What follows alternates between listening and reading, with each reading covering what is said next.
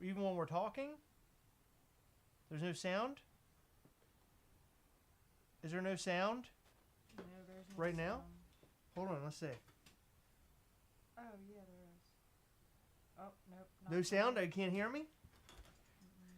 Okay, let me take a look. Oh, no. Oh, there we are. There we are. Yeah, there's sound. Oh, there is? Yeah. Sound? No, where is it? Is that it? Okay, yeah, there it is. Oh, okay. So now you can hear us. I don't know what that was about. That was weird. Something happened with the settings. I don't know. I have to go back and look. This is sort of impromptu, so hello everybody. Thank you for being here with us. We returned from our trip yesterday, and we're getting back into the groove. It's rough, I'm not going to lie. Not recording a video every single day, not having to edit, not having to worry about like posting on social media. I mean, in regards to Gastlecast, we posted a lot of photos. Hopefully you guys enjoyed the photos. We had a blast. But not having to do all of those things, it's like really weird just kind of coming back into it. So tonight we've recorded a video that will drop tomorrow. Hope you guys enjoy it. We've recorded all sorts of stuff while we were on our trip. And I'm going to sort of create content based off of some of the things that we did. Like as an example, we went to Disney, Epcot, and we found Funko Pops there. So we did sort of like, oh my God, we found Funko Pops video. But we also added in all sorts of other fun things. I think you guys are really going to enjoy it. What else? Jeez, what a week, right? Did you have fun? I had like so much fun that I don't want to be home. I don't want to be home either. We had way too much fun. We haven't been on like a real vacation in a really long time. I think we've talked about this. I don't know. But we hadn't been on vacation in a long time. So being on vacation and not having to worry about literally anything was a great feeling. Just loved focusing our attention on just us having fun and our family, the three of us. Max had a blast. Heather had a blast. I had a blast. Definitely didn't want it to end. The drive home last night was rough. We drove literally all the way home from Georgia. It wasn't the ride home that was rough. It was you and your bad fucking mood. He wouldn't let me read my book. Because your light is too bright over there. You gotta let me drive. You tried to tell me to turn on the uplight, the light on the ceiling. Yeah, I was being smartass. And I said, no, that would impair you more. And then at one point, I was impaired with you being in the car. You started drifting off the road, and you said, "Ooh, that's the book light." No, it wasn't. Oh, it's the book light. That book light had a real hold on me, and I didn't like it. No. I'll tell you that right now. So I got stuck playing video games, which was fine, but I don't know. It was a 12 or 13-hour drive. About 12. Yeah, it was a long drive. I wanted to switch it up with a book.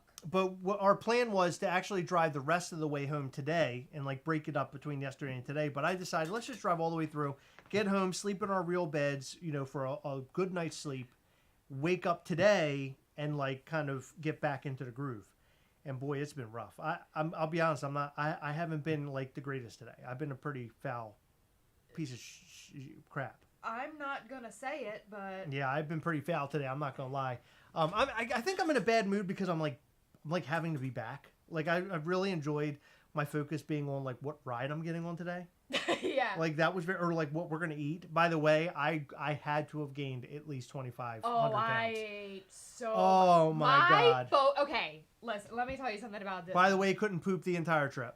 That's one of my problems. I got a problem. If I go on vacation or go away, I cannot poop. One of our friends has that same problem too. Really? Mm-hmm. Oh, I couldn't go at all. I couldn't. Really bad. My stomach got all big. I looked all ridiculous while I was on the trip. But not saying my stomach isn't always big.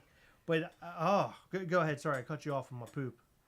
Oh my gosh. Been pooping all day though, I'll tell you that. My focus was literally like, where are we going to eat? And I picked some amazing restaurants. And, like Chris mentioned, we don't really go on vacation. Like when we go on vacation, it's generally like pretty Gastlecast and or Mischief toys heavy. Like, okay, this is a way long story. I'm sorry. Oh, no, please, no. Come on. I got a job back in like July, August time frame. And I I let them know at the beginning, like, hey, I have New York Comic Con planned out this week, and I'm going to be gone over an entire week. And they were like, okay, cool, no problem. Well, a day or two after I accepted the job, Chris was like, I finalized our Disney trip. And I was like, fuck. So I let him know like a couple days later, hey, and by the way, 2.5 weeks later, I'm going to Disney World. And I don't know if that's a good move or not, but I needed it. And I'm so glad that I did. But listen to this shit. Oh, God, you're cursing a lot. I know I am. I took it unpaid because obviously I don't have the paid time off.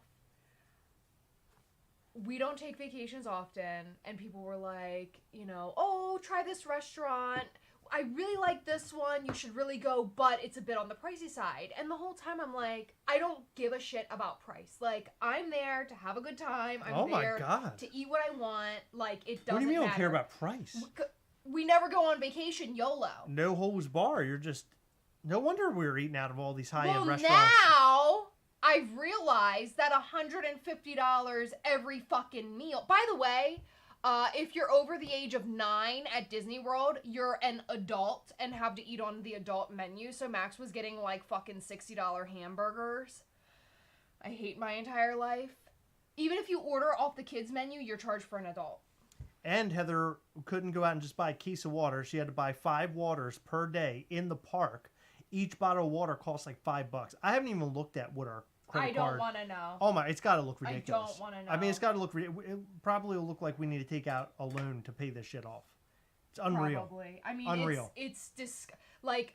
We had the magic bands, and I don't know if you guys have been to Disney or not, but basically, like, your credit card's connected to your magic band. So I was, like, tapping that thing on everything. I was like, oh, can you use magic band here? Let me buy this. Let me buy this. I bought, like, $80 shirts. I bought Loungefly bags. Like, we bought so much shit. I was tapping my magic band on things that didn't need to be tapped. It was unbelievable. We're fucked.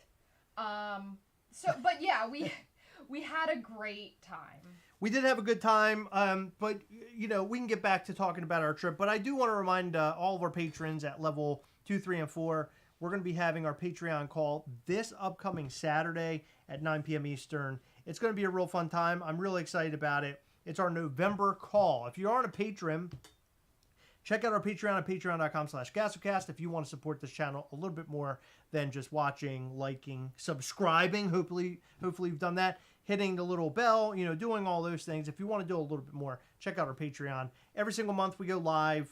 We do a Zoom call with our patrons at level 2, 3, and 4. We do giveaways there. We show early Mischief toys related things like sneak peeks. This month we actually have a pretty cool sneak peek I'm excited about showing off, which I'm not going to allude to anything right now, but it's something really cool. And all sorts of fun stuff. So go and join our Patreon at patreon.com/Gastlecast. This Saturday, I'm going to have to pick out all the giveaway items. I haven't picked out anything. That's okay. I got plenty of shit to give away. Don't even Oh, I got a lot of stuff too, but I got to pick and choose like what is right for November because I don't like to give away horror stuff. And you know what I'm saying? Like, I like to keep the months proper. Okay, give away some turkey Funko Pops, Chris. Well, that's what I was going to say. I have a cool idea for our giveaway this month. So go and come and join us on Saturday. Patrons will hang out. We'll have a good time. Something new that we're going to implement. Heather and I have been talking about this a long time. We noticed that when we started our Patreon calls, we would start sometimes like 15 minutes in advance. And we noticed that a lot of people would sort of congregate, hang out, chat, and have fun and everything else. So we decided, why not start it up like an hour early, and then everybody can sort of hang out, and then Heather and I can come on when we're ready. And typically 9 o'clock is when we're ready. We have to edit, you know, I'm editing videos, I'm working and doing stuff around the house. So this Saturday, the Patreon call will actually start at 8 p.m., but that 8 to 9 will be what we refer to as like cocktail hour. So bring your drinks, your snacks, bring all your things, hang out with all the other fellow patrons. All of you guys, for the most part, know each other. And if you don't, then you'll get to know each other during that little meetup. I think that'll be a lot of fun. And then on our Patreon calls, Heather and I are trying to do a better job at structuring the calls. And the reason why we're trying to do that is because some of the calls end up going until like 2 and 3 o'clock in the morning. And for us, it just doesn't work out for us all the time. The very next day is usually a complete mess for us. We're trying to run around and get our life together for Sunday before we have to go back to work on Monday. So we would like to end these calls no later than like midnight. If we have to go until 1 a.m., that's okay. But further past that, it's just way too much. And it's hard for us to handle as two beings who both have day jobs. We have a YouTube channel that we do daily and also run a toy company. So it's a lot. So just throwing that out there so you guys all are aware of this new implementation for our Patreon call. I think our Patreon it's much more than just Patreon. I think a lot of Patreons out there are for many different things. There are Patreons you can join and you can get content like downloadable stuff. I was talking to a guy over the weekend. He has Patreons where he's joined to download, I guess, stuff for his 3D printer. So it gives you the opportunity to download files in order to 3D print stuff. So that's kind of cool to be a part of a Patreon like that. There are other Patreons where they just have a bunch of extra video. But for us, it more or less relies on our live that we do every month and all the giveaways that we do. We like to put up like uncut content. I haven't done that in a really long time. And patrons, I just want to apologize for that. I would say mainly it's because we have been so burnt out. Well, this vacation. Hold on. That's what? not even a perk that they sign up for. So in my opinion, that's like bonus content. Yeah, it's bonus content, but I'm saying that's something to apologize for. But I know what you're saying. But it's something extra that I like there to be, and it's something I want to do more often. Heather and I, honestly, before the vacation, totally burnt out. Me especially. I know Heather has had her ups and downs. She's working Mischief toys all the time, but editing every single day and sitting in front of a computer both at work and at home, it's just a lot. And so going and being like kind of breaking away from that on a daily basis for a full week really energized me. Like I feel really good right now. And I'm really excited about upcoming content. I think tonight's video that we recorded, which will be posted tomorrow, I think it's a very good video. It's fresh. I think, I enjoyed that we could post rewinds all week.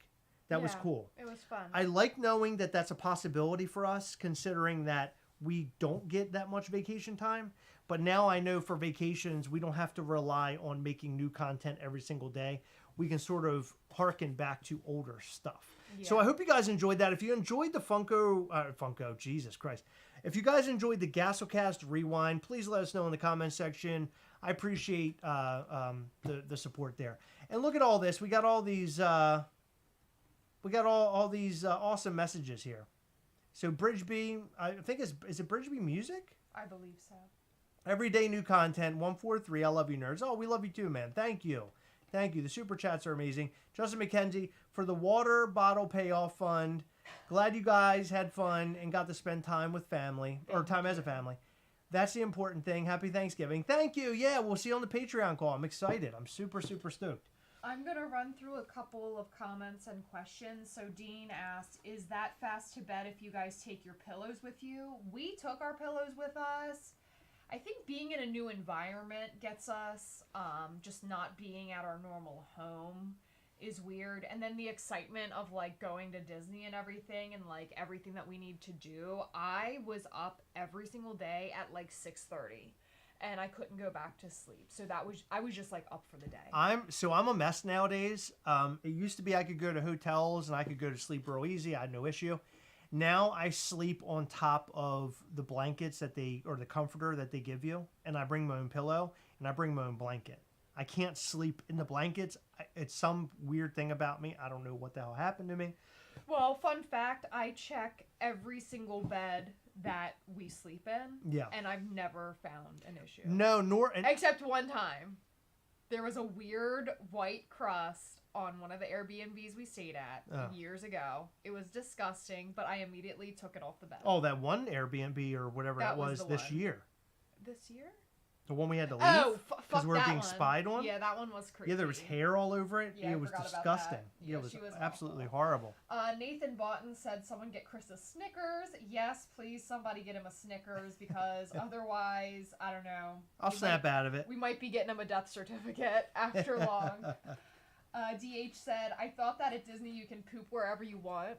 Yeah, I know. I They saw were that. posting that people were pooping in lines. Right. Fun fact, when we were at Disney, I'm not even kidding, every single time I went into a bathroom, someone was actively pooping. That's what I always say. It was so weird. I wonder how much shitting happens at There was a lot in Disney. the women's restrooms. Well, I am proud to tell you all right now that I did shit in space while I was there. There's a restaurant called Space 220.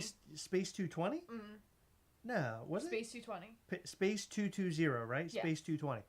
Yeah, so at Space 220, it's in the video coming this week, by the way. Super stoked. I'm really excited cool. about that. Really cool it place. takes you to the very top. It takes you to the very. Jeez, what am I? It takes you to space. It takes you to space. It's like an elevator taking you into space. It's a whole thing. Anyway, it's in the video.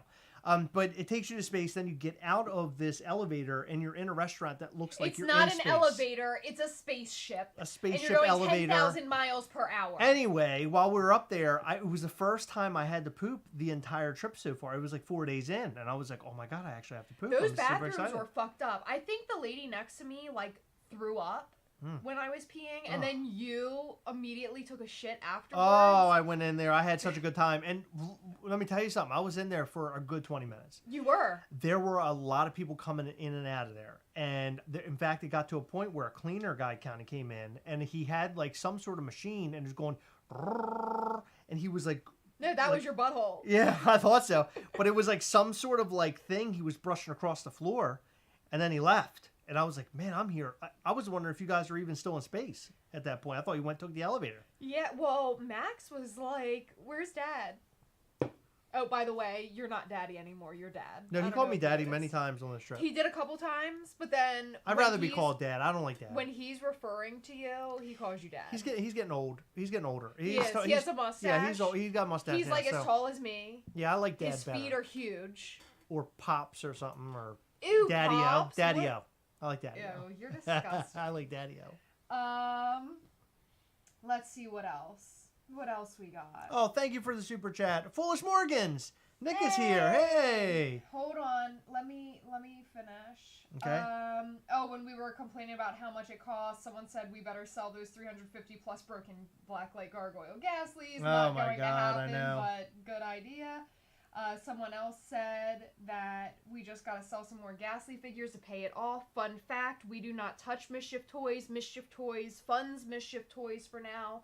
Hopefully one day we can touch that money. Yeah, we don't touch the Mischief toys money. It's forbidden. It is forbidden. So Rooster said, if you guys film content for the businesses, then write off the entire trip as a business expense. Yeah, I'm sure the IRS would love to see that we took a $150 lunch at Space 220 and Chris took a big old shit. I like to call it a dumperoo. A dumperoo? I took a dumperoo. How did we like Sonoy, Georgia? Loved it. This was our 4th or 5th time there. It is... I want to live there. If I don't live there, I want to vacation that is there. a real discussion. I would love to, if we can grow Mischief toys, not if, when we grow Mischief toys, because I know we're gonna grow it. We came up with some really good ideas while we're on the road also. Super stoked for that. But when we grow Mischief toys, I would love to be able to have another like hub, just somewhere we can work elsewhere, like part of the year. And I think Sonoy, Georgia, or somewhere about there, Peachtree City, somewhere around there, we would live part of the year. That's not necessarily. I don't want to call it a dream. I'm calling it a goal. Yeah, it's definitely a goal because it's a one that you can actually reach. Yeah. Tino asks, what Thanksgiving dish are we looking forward to the most? Okay, this might sound crazy, but I'm looking forward to turkey. I make a really good turkey, and I'm cooking this year. I'm really, really, really excited. And I'm excited for stuffing. Green bean casserole. Yeah, I always love green bean casserole. That's my favorite. Green bean casserole is good, too. Yeah. But, yeah, stuffing, I used to not like stuffing as a kid, but now I love it. And I make it, like, big. Like, I cut the bread myself, and I make it big. I make big breads. and lots of vegetables. Oh my god, I love it.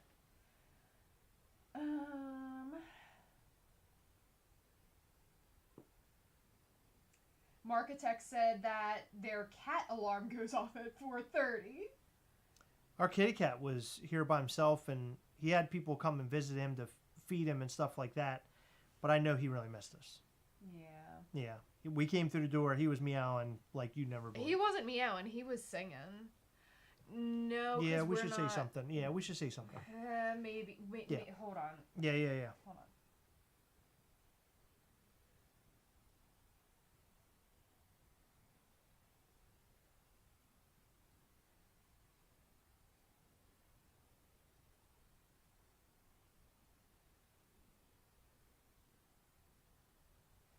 Okay, hold on. Let me go through the comments. Sorry, I had to throw a wrench in the whole thing. Mischief Toys announcement coming soon.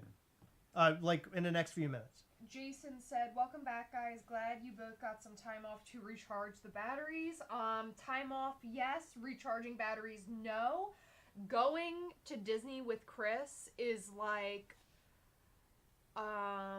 being on the football team. You're being coached and being told what to do, when to do it for like hours and hours and hours at a time, and you better not fucking stop." Bullshit. Because oh no, not bullshit. it is, we were because there, I wanted to chill. open to you wanted to chill. I was sitting in a chair next to that swimming pool, Okay. and I was drinking my drink, and Fuck you said, off with that. let's go to downtown Disney. Let's go to Disney Springs. I said, not a good idea. Why don't we just hang out? Guess what? I want to go. Guess what? Had we not extended our stay an extra night, then Disney Springs never would have happened. Good. No, We not didn't good. need it. I got a s'mores cooked right in front of me, and it was the most delicious s'mores I've ever had in my It life. was heated up with a torch. It Don't was say it's cooked cooked. with It was a not torch. cooked. It was cooked. No. It was. All right, you got anything else? Because I'm going to go. I'm going to keep moving. All right, so let's keep moving. How was the experience of building your own lightsaber? We did it before, and it was just as amazing this time. Yeah, I actually filmed that. I filmed a lot from the trip, and I think that I'm going to make little videos. Like one, we actually went to Jackson, Georgia. Which is in Butts County. In Butts County. Nick Morgan actually told us that we should check it out. And we did a Stranger Things tour. And it was very good. A walking tour. It was fantastic. It's like a little square, similar to like the Back to the Future square. Amazing. Next time we go, I almost would like to stay nearby so we could do a little bit more there and sort of, I don't know, check things out locally. But yeah, anyway, what a great time. I actually filmed all of the Jackson, which is supposed to be Hawkins, Indiana. I filmed all of it. We'll have more to come soon. Rooster asks, actively pooping versus inactively pooping. Okay, so by actively pooping, I mean poop was literally coming out of their butts. It wasn't like someone had pooped and then it still smelled like poop. Like, you can tell, like, when it's lingering lost. like What are we talking about? I was talking about how people were actively pooping in the Disney bathrooms. Oh. You can tell when it's, like, almost gone and, like, you know, someone, like, left. But, I mean, these were, like, warm smells. Mamathea like, said, I'm headed to Disney Springs right now. Oh, Melissa works there. Good for you, man. That's awesome. Really cool. I really liked it there. It was cool. Yeah, it's awesome. Golter, we'll have the Stranger Things tour, like sort of pseudo tour. We walk around and show off what was told to us during our actual paid tour and get a good idea if you'd like to visit or not. Jason, the Stakeout app that you recommended did help out. That is how I got both Ohana and Space 220. So thank you so much. You killed it, dude. Thank you. Yeah, thank you. Did I make a lightsaber? No, just Chris and Max, and I was their +1, and it was amazing. I'm not the biggest Star Wars fan, so I didn't really. But we did get photos with her holding the lightsaber, and me in the middle between her and Max, yes, which came out really well. Yeah, they were fun. Did we see the house they filmed the newest Conjuring movie at? Yes. So we literally stayed within walking distance from that whole town square. We actually saw the Conjuring house the first time we went and every time since. I mean, it's right there by where they filmed all the Walking Dead stuff. Pretty so much. It's always really cool to see that. Yeah. And that's the same house that they did that was featured in Fried Green Tomatoes. Yes. Which is pretty cool too. Heather and Chris, what was your favorite rides you enjoyed at Disney? Anna Reyes asks. Pirates of the Caribbean, Haunted Mansion, and then Mickey and Minnie's the Runaway Railway. Yeah, that was a great ride. Yeah, that was fun. My favorite ride of this particular trip was the Guardians of the Galaxy Rewind ride, which was unbelievable. Heather didn't get on. She's not really into it, but Max and I did, and it was way more than I ever expected it to be. That ride is insane. There were parts of the ride that I don't even know if I remember because it was just happening so fast. There was so much going on. What a ride. I definitely want to do it again. One ride that I wish I had done that we did not do was the Tron ride. And by the way, while I was in the looking at the Tron ride, who passed us? Demi Lovato. Demi Lovato passed us while I was standing looking at the actual ride itself. And I recognized her, and it turned out she was in the park that day at Magic Kingdom. But we got passes to go on the Tron, Max and I did, but we didn't get on because when he finally saw it and Demi Lovato passed us, Max was looking at the ride, he turned to me and he's like, I can't do it. And I was like, why? You did Guardians. Like, Guardians is insanity. He's like, I just can't. He goes, I'm looking at it, and I'm not into it. Well, the difference between Guardians and Tron is you can actually see Tron. I guarantee you, if he saw Guardians, he wouldn't have done it. Probably not. Yeah. I mean, because everything that I've heard about that ride is that it's just crazy. And Tron, it's just, I mean, it's like sort of high up, but it's not like a super tall coaster or anything. Heather didn't get on the ride because she's not like into. I don't like rides. She doesn't like much. rides like that, like that at least. I am a wimp when it comes to rides, and I only like certain types of rides. Like, It's a Small World, totally my speed. We did the Seven Dwarfs Mine Train, and what was it? The Big Railroad. Big Thunder Railroad. Big Thunder Railroad. I almost shit my pants. Really? For real? I was not okay with those rides. Like, I told you I was okay, I was not okay. It freaked me out. But I was trying not to freak out, so I just said that it was okay. I'm sorry. I thought you did Big Thunder Railroad before. No, I had never done that ride before. Really? Yeah. I didn't know that. Yeah, I kept asking you, how is it? And you said, oh, it's not that bad. It isn't. It is! I almost died! Would you never do them again? I don't think I need to do them again. Really? Wow, I'm surprised to hear you say that. Dean Blockley asked if our hot chickens have stuffing in them. So a lot of people... What? Wait a minute, what? He calls them chooks. But what are we talking about? We're referring to turkeys, I think. Oh. But I think chooks is a chicken in Australia. I don't put stuffing in my turkey. Some people do, some people don't. I don't. I cook it separate. I don't like stuffing that's made inside of birds. Okay. Did we hit up Animal Kingdom? No, we didn't. No Animal Kingdom. We did Hollywood twice, we did Epcot once, and we did Magic Kingdom once. Oh, thank you, Jason. Jason is saying I didn't miss much on Tron. I heard the same thing. I heard Tron wasn't that great, but Guardians is really great. Interesting. That's what I heard.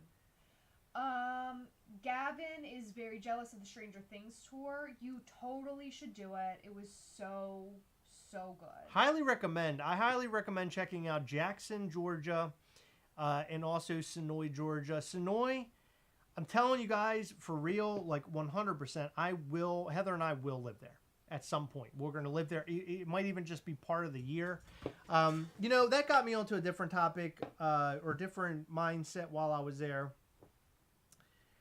I realized while being like on this trip, being, in Sonoy, just doing all the things, I realized that I really need to get into like Mischief Toys being my day job or being our day job.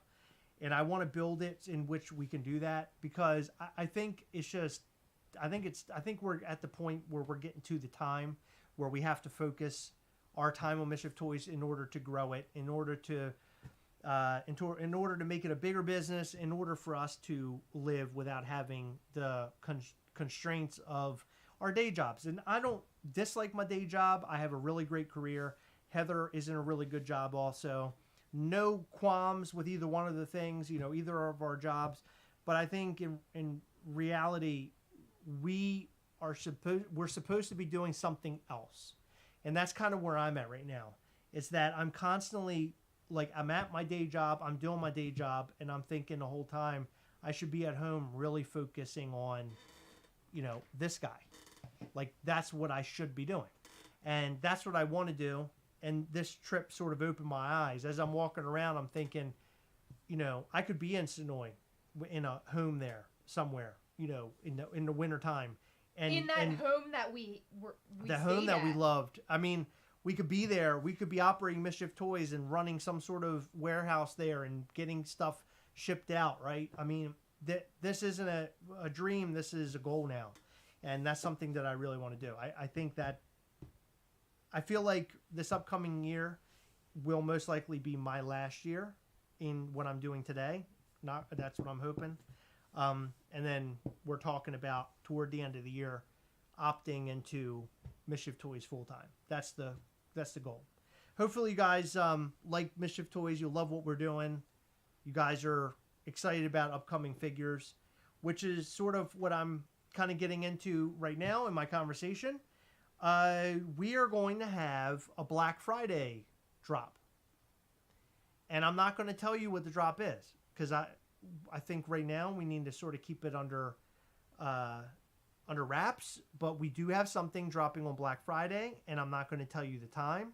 I think we're going to make this completely random, and I want you guys to just pay attention to mischieftoys.com. On Friday, it'll randomly go up. We're not going to tell you anything. We're telling you right now. An email will also go out just stating something will happen on Black Friday. You'll just have to pay attention and keep your fingers crossed that you're able to get whatever drops.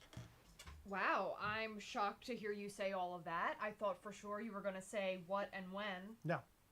But you didn't do that. And honestly, we haven't even come up with the time ourselves. We'll probably just say, hey, want to do it now? And we'll just say, okay, and click a button.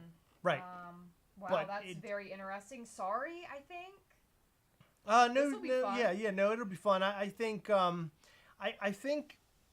the mystery is the most intriguing part to what we do. I love that it's blind sometimes like this. Like I'm telling you, hey, look out for something on Black Friday. I like that. That's what I want personally. I wish that another company would allow that for me and say, hey, we have something coming Black Friday. Be on the lookout. Something cool is going to happen. I wish we had that, but we don't. So we are giving that to you guys. And that's something that, as we build as a company, we'll be doing more of.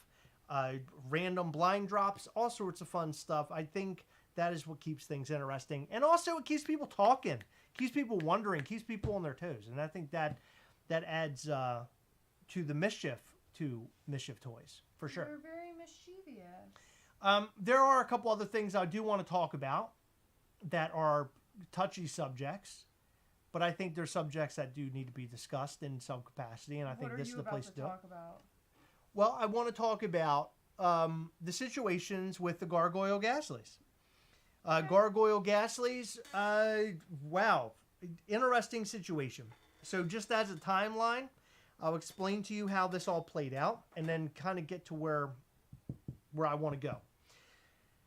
When Heather and I were devising the Gargoyle Gastlys, it was something that we almost sort of were not going to do, but Heather was really adamant on doing Gargoyle Gastly. She wanted to see Gargoyle Gastly outside of the concrete. What would he look like? He's a red Gastly. He's in all of Gastly glory. He'll be outside of the concrete. So we took it one step further. Why don't we do one that's like a Halloween one that will drop sometime around Halloween? And we thought, okay, it could be like an orange color. It could be cool and fun and kind of fit in with our Black Light collection that we were going to do for New York Comic Con. And then, hey, why don't we just add it as a New York Comic Con exclusive and drop it online while everybody else is buying the stuff at the con. Now, more of this will come out during our podcast because we will be getting back to our podcast, Making Mischief Pod, next year in January. We're going to have to give it a little bit of time. There's a lot more that I have to sort of conjure up to get ready for that. But more or less, the orange Gargoyle Gastly was something that just would not work out for whatever reason. We would tell our manufacturer, here's what we want. Here's the artwork. Let's do this. Let's get this done. And they would send us back artwork, which we'll share during that podcast, that was just so obnoxious and so far away from what we wanted. They totally screwed it up. I think we went through like 4 iterations. At least. At least, right? This was the most expensive figure we have done to date. And yes. It's because they do what's called a painting mold, which I don't even fucking understand it, because what's on the gargoyle for the most part isn't painted on. Those black lines, they're like some sort of, they're almost like a temporary tattoo, I believe. I think they're applied with water. Yes. And so I don't understand why they attach a fee to just one painting mold of that. Like, right. Like, this figure does have a painting mold. They do something, and I don't know exactly what they do, but with each piece of his body, it's an application. They apply paint to it. And with the gargoyle figure, it's done a little bit differently. So anyway, long story short, really fucking expensive. Yeah, so and it tied up our whole process. It was expensive. It was slow. And it finally got to a point where Heather and I are like, I don't even know if we're going to be able to get these gargoyles in time. It's never going to happen. And so we went back and forth with the manufacturer, and we basically said, get them here as fast as you possibly can. We need them no later than the end of September. And they delivered. They arrived at our home. We opened them up. We opened up a couple of the figures. Hold on. That was after we got them flown in. Right. Because they couldn't get the fucking paint right. Right. So it delayed literally everything that we had planned for New York Comic Con. So we did something that I said we would never do again, which was fly gargoyles in. We spent a ridiculous amount of money in order to get them here. And we got them here. They arrived. In fact, I took off one day at work and brought all the boxes into the house. It was a ridiculous amount. It took me hours. I felt so bad because I was at work. Yeah, she couldn't be here. And I kept getting these notifications on my phone because we have cameras. And it was like, someone just entered your house. Someone exited your house. Someone entered. And I'm like, oh my God, poor Chris. So I had to carry all these in. And when I finally carried them all in and had them inside the house, I started unboxing, and I looked at, I think was Pumpkin Gastly one of them? No, Pumpkin Gastly. It was like Demonstro, like this guy, the regular Demonstro, and so on and so forth. Figures you've seen already. And I got to the gargoyles, and I'm looking at them, and I'm like, oh my God, they're amazing. I'm looking at the orange one, looking at the red one. They both look so awesome. Took photos. I was sending them to Heather. I was like, oh my God, look what came in, blah, blah, blah, blah, carrying on. So we sort of put all the boxes away. Now, as we're ramping up for New York, we're pulling out this Demonstro, we're pulling out Gastly, we're getting them all lined up and ready for New York. Opening boxes, making sure everything looks good. Then we get to the gargoyle. And the gargoyle was sort of the tail end of the conversation because we're like, these things will be sold online. We're going to ship them once we get home. And no big deal. By the way, we had already taken our glam photos, which were the ones that you guys saw, Gargoyle, Demonstro, and Gastly, and the gargoyle that we pulled out was perfect. There was nothing wrong with the gargoyle, as you saw in the photos. Well, we pulled out a different one, and I was like, Chris, my favorite part of the gargoyle is his back. We need to, showcase what the back of him looks like. So I pulled one, just a random one out, set him in our little light box, and I put a black light to him, and I was about to take a picture, and that's when I realized that there was touch-up paint on it. And I was like, what the fuck? Because the touch-up paint glowed way brighter, as you guys most likely saw, way brighter than the orange on the gargoyle. And so I was like, Chris, look at this. So I grabbed another one out. Same thing. Another. And another. and another. It was like every single gargoyle had messed up paint. But not in regular light. He's beautiful if you're looking at him like this, but under black light, which is what we intended him to be seen under, they're all fucked up. Yeah, so we started to realize that there were issues with the gargoyles, which basically sent us in this frenzy to look at all of the orange gargoyles. And as we're pulling them out of the boxes, we're realizing that wings are actually falling off. Not a lot of them actually on the orange ones from what I can remember. No. Not a lot of the wings fell off of those. Not many at all. But we started taking the black light, and in fact I had a black light attached to the table, and we would just like put the gargoyle in front of the black light and then put it in his box, and it was sort of like a conveyor belt. Max and I were doing it, and Heather, we were all doing it basically as a family. And I told Heather, I said, look, we can't sell the orange gargoyle. We can't go through all 400 before we go to New York. It's just not going to work. And I asked people, like our close friends and a couple of people who actually create things. And it was like 50-50. Some people were like, just put it out and explain what happened. Yeah, they wanted us to put out the black light figure. A lot of you actually asked us to put up the orange gargoyle just for sale. Like, just screw it. Who cares? Just put up for sale and people will buy it. But we never wanted to do that. I think that when we had the Gargoyle Gastly, that was like, at that point we really had no choice, because it wasn't like we sold a lot of figures. We didn't have a lot of money back then, and so we literally could not do anything with that figure. It was like we had to throw them away, and we would have lost a ton of money. And the same goes with the gargoyles. I mean, we're losing a lot of money on them, but we at least have some previous sales of other figures that we do have a little bit of money built up, so we can continue pressing forward and finding options for those figures. The error figures. So as we went through all of the orange ones when we got back from New York, we started to realize that I would say 90% or more. It was more than 95% of them were fucked up. And the paint. So here's one little piece of information that you might not know. And I've mentioned this before. These figures, some of them are hand painted. So the figures that you have, these low count figures that we do have, you have hand-painted figures in some capacity, which I think is really cool. I personally really like that. All of the horns, the ones that have like lines on the horns, which I think is just about all of them, if not all of them, those are all hand-painted, as well as like the lines on Gastly's teeth. Those are all hand-painted. There's a lot of features that are 100% hand-painted. Others that are done by a machine. Others that are not painted at all, like Demonstro's eyes, for example, those aren't painted. They're applied a different way. Right. So, basically, we realized that the orange gargoyles, it's just not going to work out. We have to put them off to the side. So I said to Heather, I said, there is a way to sell some of the orange gargoyles, because I know people want them. And we wanted to get some of them into your hands.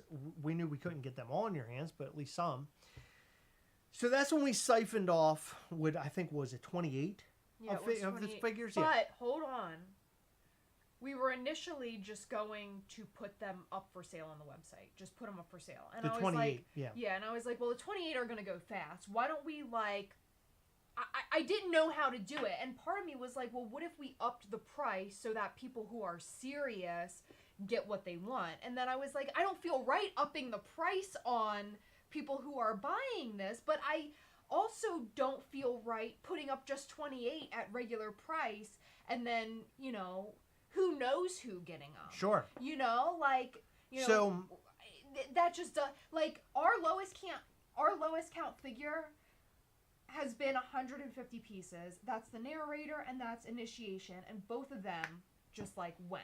So we realized that we had an issue with the orange ones, so we pulled out the 28. I said to Heather, if we're going to sell the 28, let's mix them in batches with the red Gargoyle Gastly, which we weren't going to sell until like late next year. Yeah. We had no vision of selling that anytime this year. But when I brought it up to Heather, Heather was like, you know what, that's really smart, because we can get the red gargoyles out, And we can also get some of these orange gargoyles out, and people will be happy because they at least get a gargoyle. It made sense, right? So that's 428 figures in total. By the way, I will tell you this. The gargoyle figures, that is the biggest pain in the ass. Remember, I want everybody to remember this. It's Heather and I, and sometimes Max is around to help us out with things. Those big, gigantic boxes, getting them wrapped, putting into the Mischief Toys boxes, and shipping them out. We had to rent a U-Haul to take them over to the P.O. box or the post office. It was a disaster. Really a feat, right? It took a lot of work. We did realize prior to shipment that some of the wings had issues. We knew that some of the red wings had issues, but we decided to pull those off. We couldn't check every single figure because we really didn't have the time, but we thought there were a couple that might have an issue, but we weren't entirely sure, like, if it was fully affected. But we thought, you know what, the orange figures looked really good. Well, and the orange figure wings were all mostly connected. I figured we're in the clear here. There's only a couple of the red ones that had issues. We should be all right. Yeah, and the reason we found that out is because I think we found like 3 in total. When you picked it up, you could hear something rattling inside, and I was like, oh my god, wings. So I opened them. Most of the ones that I checked were totally fine. But then it was just like the occasional one that I heard, and I was like, oh, like, don't tell me this. And luckily, I only heard it on those like 3 Yeah, or so 4. we were able to take these figures. There were some figures that we ended up, Heather had, we talked to some people. We found the Gorilla Glue that worked really, really well. We were able to glue wings back on. In fact, I have one myself. It's perfect. The wings don't fall off anymore. It turns out that the manufacturer most likely was using a faulty glue. We kind of posted this, I think, in the Mischief Toys group on Facebook as well. That was a big issue with this one. We're still working with our manufacturer to sort of figure out what. No, we're not working with anybody on it. It's the future, not this. No, it's bullshit. Oh yeah, It's no, bullshit. I know it is. I'm sorry. Yeah. What I'm saying is that we're get trying into to. that in a minute. Yeah. But yeah, the couple that we did find, we thought were the only ones, and they're in our possession. Like, I have a red one on my desk that I glued up, and he's totally cool. You have one at work, and you have one here. They're totally fine. And we thought that was it. Yeah. And then all of a sudden, that wasn't it. Yeah, no. So, Sir Lance, no, I'm not saying that there will never be a gargoyle figure ever again. So, I would like to do more gargoyle figures. I think they're great. We spent a lot of money on that particular mold. I would like to work more with it. But we have to have a definite fix for the future. We need to know that our manufacturer is going to handle this properly, so we're not stuck holding the bag, because in this case we were. So the reason why I even bring this up is because in the Mischief Toys group, just everywhere, all over social media, messages, help@mischieftoys.com. By the way, if you have an issue, please email us at help@mischieftoys.com. We received so much response and communication from folks basically saying, hey, I got a wing problem, can I exchange it? And we've done it. It's been just fine. Some people have glued it with this Gorilla Glue that Heather mentioned previously, which fixes the problem. I mean, it fixes the issue. You no longer have an issue after using the Gorilla Glue. But we don't want our customers to feel like they just have to glue their own shit, because that's not the right thing to do. When somebody pays for something, they pay to get it intact, unless you're buying a fucking Lego set. Gastly is not a Lego set, and everybody who purchases from us deserves to have one that is undamaged. So luckily, we learned very early on that it is very important to have a small percentage set aside just in case there's any sort of issue, whether it be box, whether it be figure, whatever. No, they are never stickered and put up for sale. They are literally just for cases like this one, if that ever does arise. And we're able to, thank goodness, solve problems with it. But we shouldn't have to. I shouldn't feel a lack of confidence in who we're shelling out that literally thousands of dollars. I have spent in one transaction more than I spent on my car, and I bought a brand new, fully loaded Toyota earlier this year. It is terrifying, and I should not have to have this worry on my back, keeping me up at night. Is this product going to come in pristine? Yeah, so And we're working with our manufacturer to make sure. We're not working with them. We're not No, this is what's happening. No, we're in right communication with them. No, yeah, we are. We're talking to them. I'm really frustrated. I know that we are. We're waiting for answers back from them. We are. And it's pissing me off because I sent an email 2 weeks ago and they're happy to take our money, but they're not happy to like offer us a solution right now. So I'm not giving them money. I have an invoice sitting right now for figures that we should pay. I'm not sending anything over to them until they can fucking ensure that this shit will not happen again, because whatever they used last year was amazing. We had, I think, like 2 instances of faulty wings on the broken free one. And the broken free was made with like that thick paint. There was a water base element to it. Yeah, it was just a they painted the wings before applying them into the figure, and I think we had 2 with like broken wings, and that was it. I don't like to call it broken wings. It's detached wings. Detached wings. Yeah, because it's not broken. But it just fell off. I understood why then, but the 2 that we received this year, the biggest one being the red one, which I don't understand why it's so many on the red but not the orange. There were very few of the orange ones. But, like, why is it a problem now? You would imagine early on, like, that's their first shot at the gargoyle. Why wasn't that one having the wing issues? So, my point is, until they can tell me, hey, this will never happen again, this is what happened, this is why it won't happen, I'm not doing anything with them. And I am looking for other options, because I'm not going to blindly trust these people anymore if the quality is no longer there. I mean, I shouldn't. All right, let me rephrase what I was saying. We're trying to work with our manufacturer. Yeah. So we have emails out to them. We haven't gotten a big response back from them. And I think the reason why we haven't gotten a huge response back from them is because they know that they owe us one right now. They know, basically what they said is that they would work with us on future orders. In other words, they would discount us or something. That's not going to work for us at this point, because we are so deep with these gargoyles right now. The touch-up paint on the orange ones, which, in my opinion, are completely ruined. And I know that you guys really wanted them. I really wanted to make sure that they got into the hands, of people who wanted them.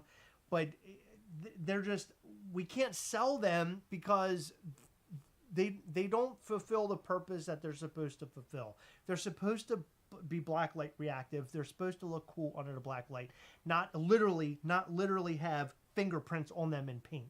That's what's happened to them. If you guys, in the future, we'll share photos, we'll share more data about it, but they're just a complete disaster.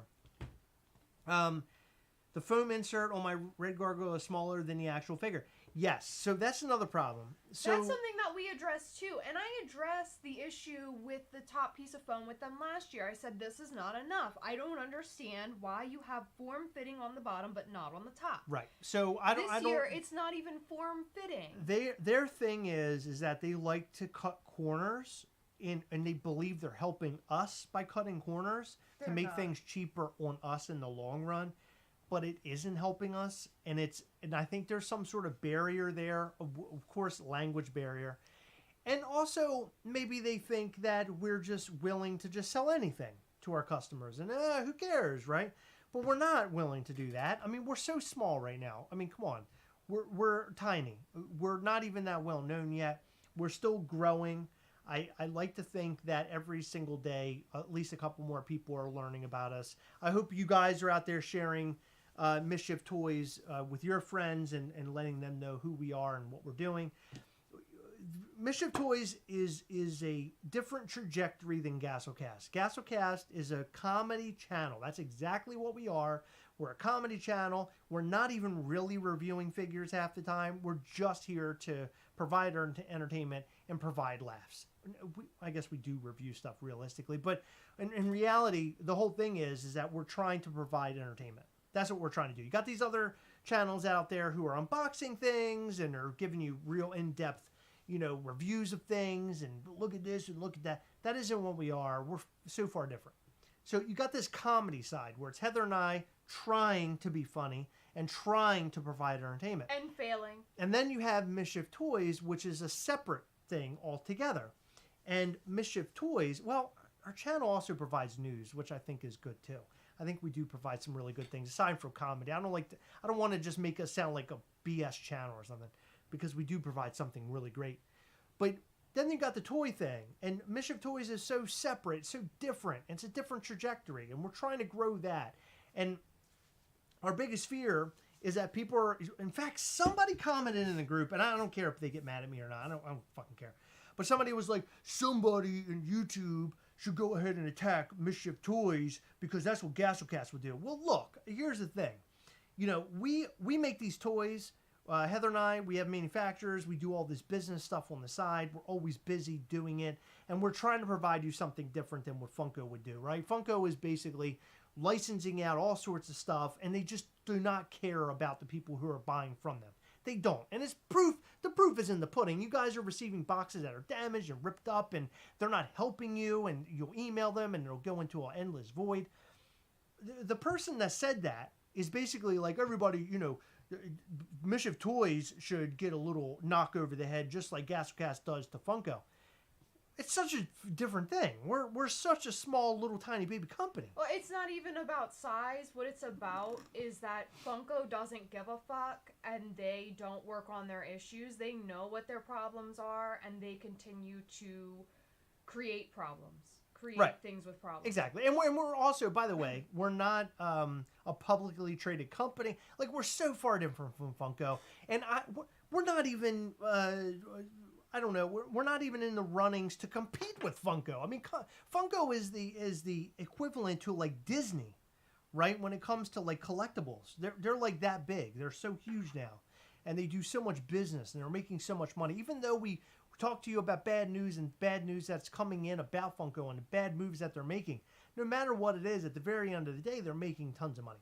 We're a little tiny fucking toy company. We're doing this with time that we don't really even have. I mean, we put our balls into this. And to think that there should be a channel out there that talks shit about Mischief Toys, for somebody to even joke about that is... And by the way, I've been wanting to say this for a long time, so if it comes off a little bit heated, maybe I don't apologize. But it's so frustrating to read shit like that, because we're a mom and pop shop, and we would expect that the people would see that we're trying our best, that we're trying to build this company. Not trying, we are building this company, and we're killing it. Could I interrupt? Yeah, we're killing it. We should not be attacked by a fucking YouTube channel. That's what I'm saying. I can't believe somebody would even say that. The difference is that we pour our heart and soul into this, and we are proving that we are making it right. We've offered every single person who's reached out to us a replacement or a refund, whatever the fuck you want. I don't care. Like, we need to make this right for our customers. And I literally, like, today I found an email that was 4 days old. I never take 4 days to respond to somebody. I hardly ever even take 24 hours to respond to somebody, unless it somehow gets lost. I never, ever. Generally, emails are answered within like 8 hours max. I mean, hell, I was up one night at like 3 a.m. to pee. I received an email at like 2 a.m. and I answered it as soon as I saw it at like 3 o'clock. I mean, I do my best. Chris does his best. All we want to do is provide provide collectors something fun, something exciting, and something And we're doing that. Of quality. Yeah. We're doing and that. If there are ever any issues, we're here to offer solutions. We're here to handle them in the best ways we feel is possible, and I think we're doing a good job. And that's the difference between us and Funko. We fucking care. And if we didn't, we'd just say, hey, here, go pick up some Elmers or something, and that's that. But no, like, if you want to know what we recommend, we'll tell you, but, you know, we'd really like it if you would return it back to us, because you shouldn't have to fucking put together your own figure. Like, that's not cool. And get a replacement. I mean...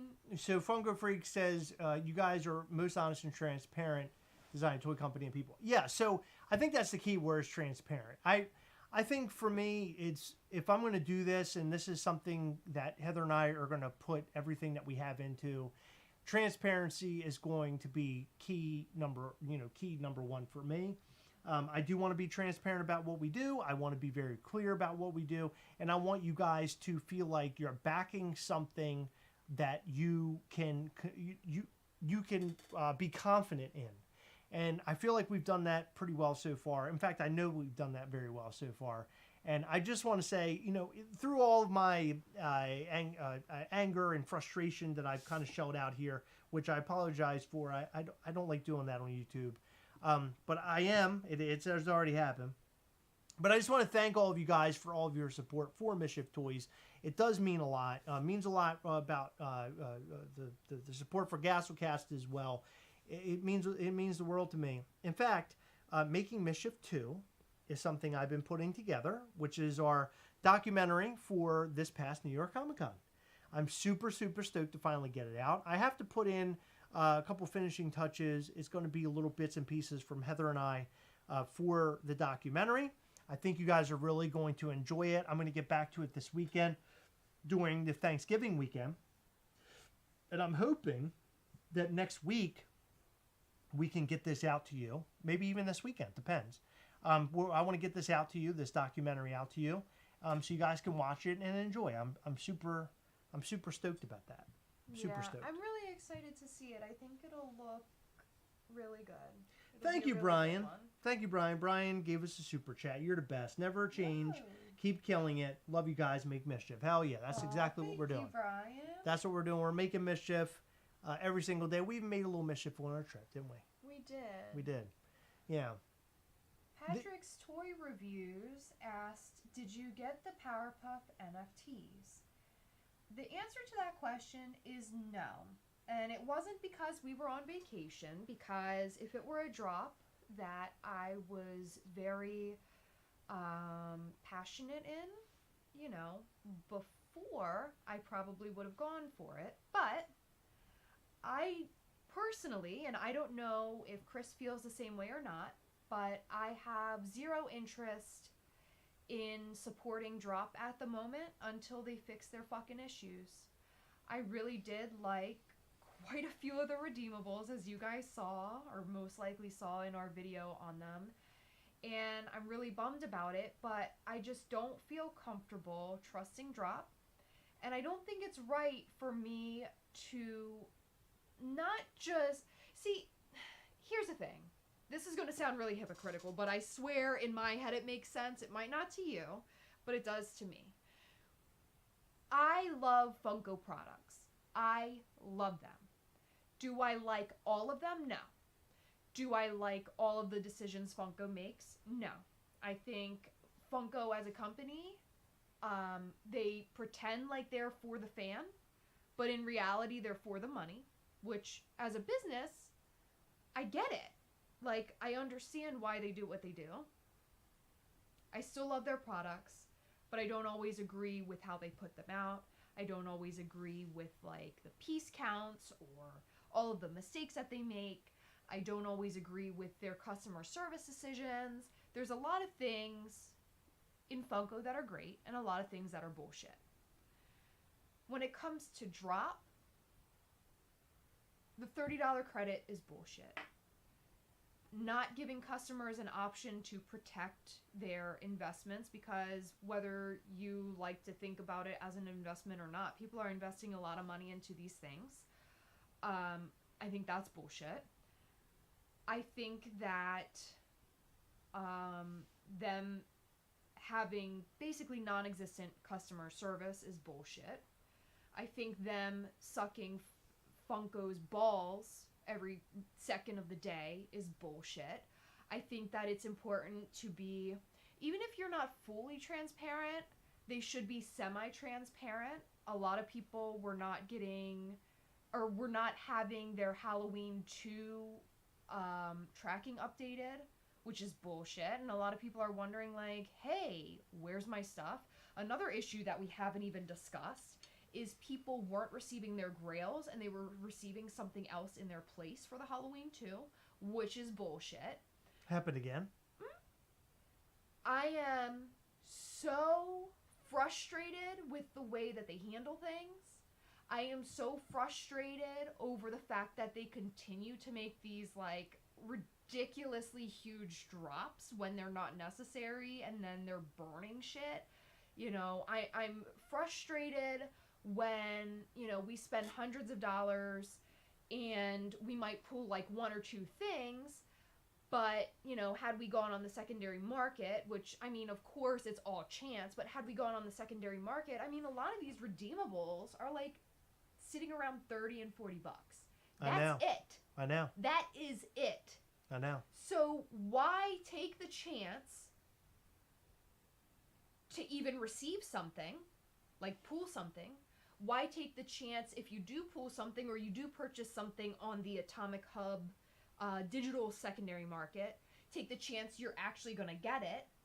And if you don't get it, they may or may not send it to you after it gets lost in the mail or damaged, right? Take a chance of it possibly getting destroyed in the mail because they don't offer you any sort of protection on your sometimes multi-$100 purchases. Why should I support that when I am unhappy with so many of their decisions? You know what I mean? And the way that they handle things. And we heard some bad news about Droppp over the weekend, which we can't discuss here. We have to find out more information. As always, we like to do our homework. We get often questioned about information that we share. And I will tell you that if somebody at Funko or somebody that Droppp right now is watching, we have people on the inside literally everywhere. And we gather data.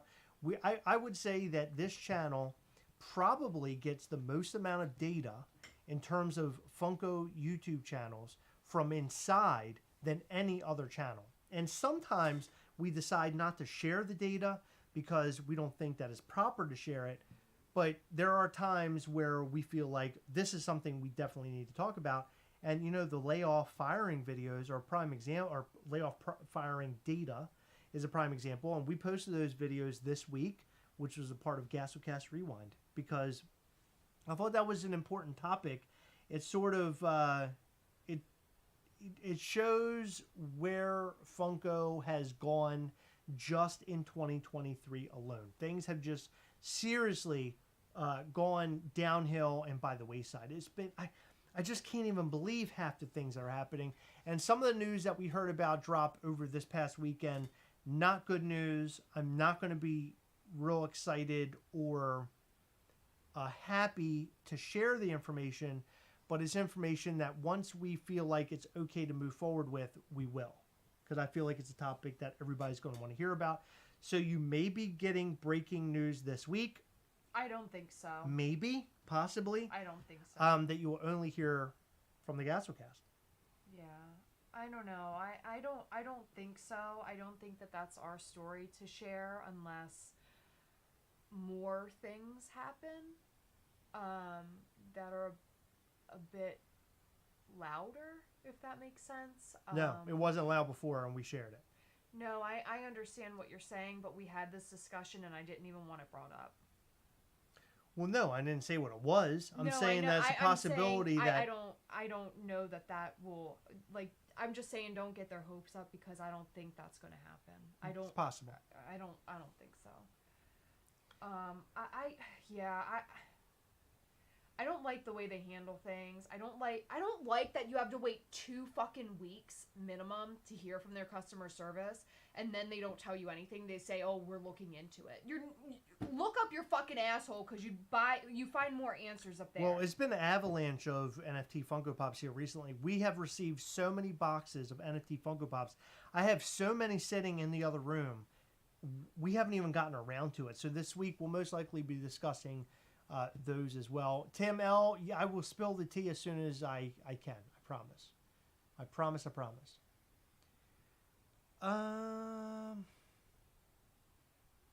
Oh no. Monique says, I'm new here, but I wanted to share a little news. I went to the Doghouse, Snoop Dogg and Funko retail store collaboration, and one of the employees said that the store will most likely close next month. Jesus, that's unbelievable. I am not shocked to hear that at all. Wow. That's really sad. I love Snoop Dogg. So it's like, that's a real shame to me. I'm sorry. That's to unbelievable. hear that. You just said you're not shocked, but now you're saying it's unbelievable. No, I'm just saying, like, the fact that it happened so fast. It's just that I'm not shocked that it happened, but the fact that Funko puts so much money into some of these things is just, it's ridiculous. Yeah. Grace Stark, you guys aren't the only ones who heard. I don't know what you mean by that. Pennywise Spider Legs is pretty cool. Yep, I agree.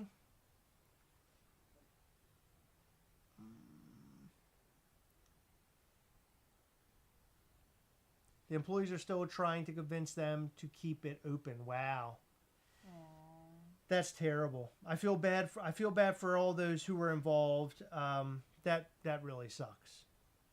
I hate to hear that anybody lose their job. But as I always say, when it comes to artists and stuff, we at least try to share as much information as we can in terms of new work. There was a company recently I found some information about for artists. Well, I mentioned it in the video, and we literally got no bites. I was really shocked by that. But there is a company that I know was looking for artists, 3D artists. So if you guys know anybody, please have them reach out to gastlecast@gmail.com, and we might be able to help them. Yeah, Wayne Paris, I hope it is positive news. By the way, did you see the Snoop Dogg is saying he's no longer going to smoke? Yeah. That's crazy. I know. Never thought I'd see the day. That was the biggest news of last week. Sergio, thank you so much. Keep up the great work on covering Funko NFTs. I don't know, not for long. Heather's totally against it. Thank you, Sergio. Yeah, I'm not for it. I don't. I mean, I'm down to share stuff, but I don't know how enthusiastic I can be. I mean, I can talk about how cool I think stuff is, but I just don't feel right backing them when they've fucked so many of their very loyal fan base. Remember, it's a Funko and Droppp thing. You can't blame Droppp for everything. I feel like Droppp is sort of like, I feel like they're the middleman on a lot of this. I feel like that maybe they would like to see things done better, but Funko it's just Funko. It's a Funko thing. But the thing is, and I went pretty hard in one of our more recent videos because Patrick had made a statement on the, I think it was it Discord? So someone had shared screenshots of Patrick basically saying, you know, this couldn't have happened or whatever. This didn't come from Funko. There's no way. I do believe that he will protect Droppp and Funko at any cost. And you may have been right in that video where you were like, oh, I think he's just saying, oh my god, no way. Like, there's no way that this could have happened. But not necessarily like he's lying, if that makes sense. Like, he's just like, oh my god, there's no way. Like, how could that have happened? Like, almost shocked. But I really do feel like between the NDAs, him wanting to keep, you know, working there and everything. It's not working there. He owned. He Droppp. Yeah, I know. But see, it's really hard because Droppp and Funko are sort of one and the same, but they're also separate. It's really hard for me to like put this into words, but I think that he would be, you know, willing, and a lot of people would, to stand up blindly for Funko when they probably shouldn't. Yeah. And then, you know, if Funko were to get rid of some of these people tomorrow, would they continue to stay loyal? Or would they be like, well, you know, I know how bad No, NFT they're got going to let into all the Marshalls. they're going to let all You the know dirt what I out. mean? Oh yeah. Well, but that's if they know. That's if they know. Yeah, but would they say, you know, there's a possibility, or what? Like, would they continue I don't know. to stick up for Funko even if Funko said "fuck you"? You can't know? you can't go against the grain when you're making money in it. I know. And so Patrick know. is making money because he's a part of that business. You cannot be hateful toward him because Funko makes all these moves and all these goofy things. He's the one that's behind. Hold on. He's the one behind all the digital stuff. I know. Funko is behind the physical stuff. But so he is in no way of control. I don't believe he's in any way of any control over it. No, I don't. So I think he has some sort of control, but not necessarily on the physical side, if that makes sense. But I feel like the reason I'm upset with him is because he didn't have to say anything at all. But he chose to make some sort of statement, and it's nearly impossible. He didn't have to say anything. I'm saying he has to be protective of his business. That's what I'm saying. Yeah, well, Funko is the one, like, if that happened under Funko should be the people, like, making a statement and saying something. But they're not. And so he's in the domain of their digital... The conversation's happening in his Discord. So he can't just sit there and be on mute. He has to say something. What would you do? Like, if you were in that boat, what would you do? I would say, well, if I honestly didn't think that Funko would ever do it, I'd say there's no way in hell. And by the way, there is no proof that that Funko Pop was sold at Marshalls. I know, but there's no proof on the opposite end. So it's like a he said, she said sort of thing. There is some proof there because we know the guy. We know the guy who knows the guy. Yeah. By the way, that was the drama that was going on before we left, wasn't it? Yeah. I forgot. People were really upset because they were like, "Oh, well, who cares about your friends?" Well, I care about my friends. I trust my friends, and I don't surround myself with piece of shit losers who are just sit back and lie to people all the time. Well, I mean, I understand where their way of looking at it. I mean, you can't believe everything you read on the internet, right? No, of course not. I get it. But I know and you can't expect everybody to believe us. Initially, what I was going to do was it was going to be a video where it was us discussing all of the possibilities because we had no idea what happened. Is it far-fetched to believe that Funko would sell an NFT pop to Marshalls, especially when people have been finding chases and shit at Marshalls? No. It's not hard to believe. Zachary Stone is asking a good question. I'll ask the question. Go ahead. Okay. You couldn't have said that when No, I wanted to make sure I remember to go back to him. Okay. See, I don't even know where my head's at. Oh, basically, it was just going to be like, what could have happened? But then when my friend contacted me, they were like, hey, I know the guy who found that, and he's not a bullshitter. Right.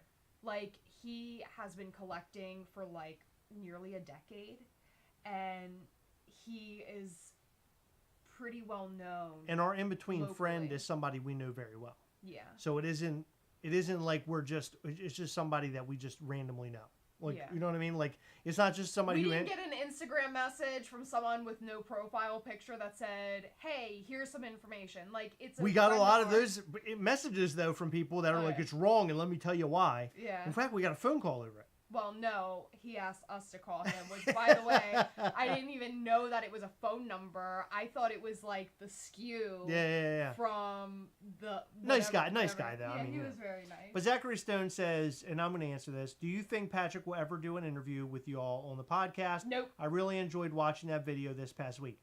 I would say no. So, Patrick, when we had that interview, they basically allowed us to ask whatever we wanted. I don't remember if we had to give them the questions up front or not. I can't remember. But we asked all the questions. I don't think we did. I went through and edited all of it. And then I put it up on YouTube, and it was like scheduled to go out. And Patrick came back and said, there's a couple of things that I would rather you guys not say because Funko would not be happy about it.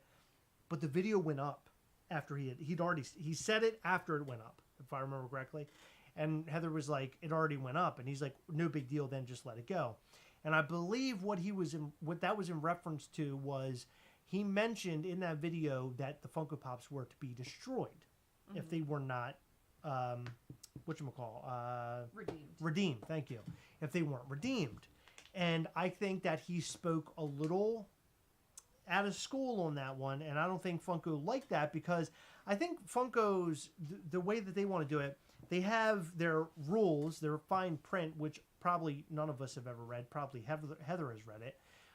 But I don't think in any way, shape, or form has it ever said we destroy the NFT Pops that are not redeemed, or we don't make them, or anything. They give you no information as to what happens with what is not redeemed. And I think that there's a possibility there is a side of the warehouse over in wherever Arizona, Buckeye, that has all these Funko Pops in it. Yeah. It has to be. Like, they have to be somewhere. I think that's how they're showing up in Marshalls and everything else. And I think that they don't really keep good control of what is going on with all that. Yeah. And it makes me concerned. It makes Heather concerned. We talk about this stuff all the time. Hell, we buy this stuff all the time. Look, I mean, for Christ's sake, we got a nun sitting right here, right? We buy the packs. We open the packs. We make content about it. We've been, by the way, you know what? I'm just going to go way off the cuff. We have been such a contributor behind Funko and everything they do. And no matter if we comedically say shit, if we are judgmental or we give them bad reviews, no matter what the case is, every single day, day in and day out, we talk about Funko and Droppp. And for them to go and choose these other YouTubers over us to do like Droppp related things with Funko is such horseshit. And I'll be honest with you, and I thought about this a lot. Do I even want to be a Funko channel anymore? Is it like even worth it to me? I know for 110,000% fucking fact that we have sold so much Funko product. And you know how I know that? Because we had a code through Poppin' Off Toys and we could see how many people were buying product. We could see that. We could see the number. We know that there was a lot of people out there that were using the code in order to buy stuff. And with that happening, I know that we've sold a lot of Funko product, most likely not even just on Poppin' Off Toys, but everywhere else. So if that is the case, then why wouldn't Funko ever reach out to us and try to work with us in any capacity? Because it's such bullshit. It's so stupid. And again, it makes me not want to like do anything Funko. Because, prime example, VV. We didn't go on and talk about how much we love VV. We just talked about VV. And we made fun of fucking VV. We made fun of like digital collectibles. We made fun of the big gold Iron Man. And VV reached out to us and they gave us stuff. They gave us like a thing. Now they want to work with us. We just had a call with them the other day. There's a possibility of having a relationship with them and doing more with them in the future. Where the fuck is Funko doing that? Where are they? VV, we've only talked about them in 2 videos. They already want to work with us. And Funko, we've been doing it since 2017. And in fact, 2020 up until right now is when we've been doing it daily. And they haven't reached out to us, but they're going to reach out to other fucking YouTube channels that are doing Funko shit. On. Listen, this isn't a competition. No, I'm not saying it's a competition. I'm saying they're reaching out to other YouTube channels, but not reaching out to us. Yeah, well... Come on. How ridiculous is that? I know what you're saying, and I get it. But there are very worthy channels who do get reached out by Funko. However, I'm in agreement with you. I think that we have the most comprehensive NFT tutorial video. None of those other YouTube channels are being straight up and being honest about what is going on. Well, everybody else caters to Funko. That's the shitty thing about it. That's the shitty thing about it. That's why Funko doesn't want to work and with us and because that's we're and willing Funko to say whatever. Their consumer notices that too, because we have people reach out to us all the time. I couldn't tell you how many people tagged us and said, look at who Droppp and Funko are working with. Look at this or look at that. I guess they're not reaching out to Gastlecast. It happened a lot because people are opening the card packs or whatever because Funko was giving it to them. Where's our card packs? We couldn't get one fucking card pack from Funko after we talk about it every single drop. I'm buying packs that I typically would never. There's some things that we don't even collect, but I buy them because I'm like, hey, this is cool content. We'll have a fun time with this. We'll make it a joke. It'll be a comedic thing. They don't reach out to us? It's so stupid. Well, the issue is they don't see benefits from criticism. They only see that we are saying something negative, and instead of taking that to heart... We're being fucking honest. Instead of taking that to heart and saying, we really could use a bit of a kick in the ass, and we could change this. You know what? They're right. Instead of doing that, they'd rather just turn a blind eye, which is fine if that's what they want to do. But the fact of the matter is... This is why they're dying. It's not fine. It's why they're dying. Because they look like assholes at every fucking turn. The fact of the matter is, we have hated on that dumb fucking Carnage pop from Venom to Let There Be Carnage Better be careful who you're saying that about. Better be careful bringing that up because you got a lot of haters on it. I don't care. They can hate me. That was our most hated video ever, by the way. Good. Did you know that? Good for them. It has like 52% likes. Yeah. Hey, keep sucking Carnage's dick. He's made up. What the fuck? You're so funny. And it's a toy. Like, what? It's so ridiculous. People are crazy. But you want to know something? People are so angry. You want to know something? We personally have signed like 70 of those fucking Carnage pops. We have, specifically us, people have purchased that dumb fucking ugly ass pop because of us. So Funko, you're welcome for getting rid of that dumb fucking stuff. You know what's fucked up? If you go and watch the Making Mischief from last year, 2022, where we went to New York Comic Con with Mischief toys, you'll actually, if you fast forward in that video and go to where we're talking to Mike Becker, you'll see where the guy who, at the time, he's no longer with Funko. They let him go. The guy who once worked at Funko and did all their NFT stuff, he walked up to us and just said how big of a deal we were going to be for the Funko community, how big of a deal we were going to be for the NFT community. He talked about how much he liked the channel, so on and so forth. Go watch the video. You'll see. But he went on and on and on. And I was like, man, at that time, I was like, this is great. Because it wasn't that I was going to start, like, sucking up to Funko. Because I would never do that. But it was the fact that they were noticing, like, hey, maybe these are the guys we want to work with. They'll be very honest. By the way, we've had a lot of companies reach out to us, and they specifically say, we reach out to you. We want you to review whatever thing. We want an honest review. We want to know if you would trash this or not. They'll give it to me. There was one as an example, a prime example, where they told us what it was. You're not saying anything, right? Nope. Okay, because we have an NDA. No. They told us exactly what it was, and I said that this is not good. I do not think that the customer base would like it. I said, I think this is a failed thing. I said, it's going to be a lot of time before this will ever become a thing, if it even does. I said, this is something I would not do. I was just being honest about it.